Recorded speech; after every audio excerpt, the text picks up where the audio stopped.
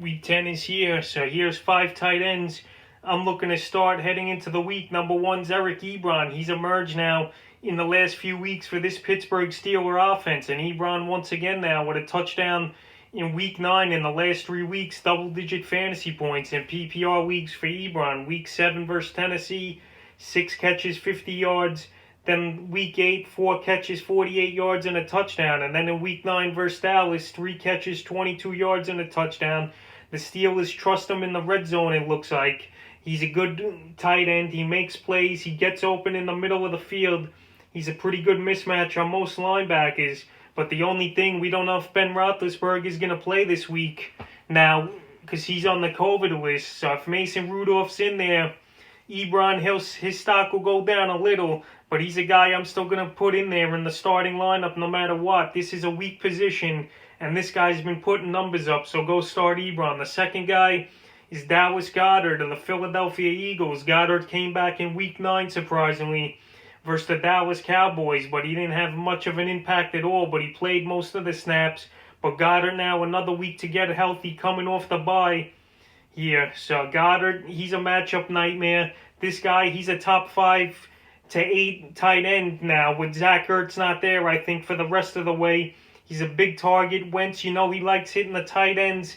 And they got Dallas Goedert, a good one here. He'll probably be the starter next year, too. I think they're going to let Zach Ertz go.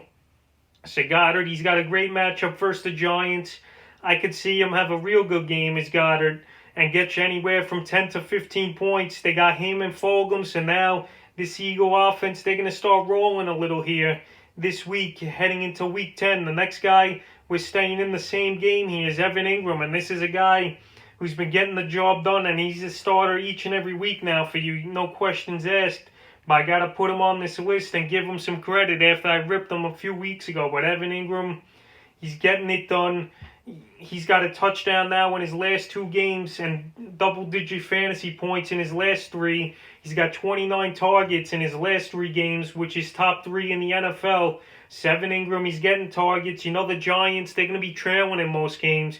And this game in Week 10 versus Philly is going to be up and down the field. And Philly gives up the 5th most fantasy points to tight ends. And in Week 7 versus the same team, Ingram had 6 catches, 46 yards on 9 targets, and 2 rushes for 3 yards. So the targets are there for Ingram.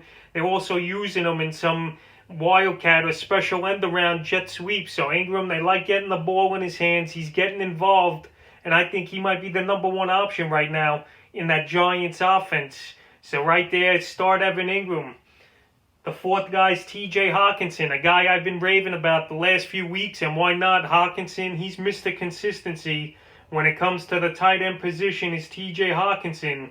Another good week last week. The only thing, his stock might go down with Matthew Stafford out, but last week versus Minnesota, 1490 for TJ Hawkinson on 8 targets, 5 catches, 39 yards and a touchdown. His targets, like I said last week, are going to go up as long as Galladay's out. This week, he's got a pretty solid matchup versus the Washington football team. Even if Daniels or Stafford starts, it don't matter. This guy, you play him each and every week at tight end.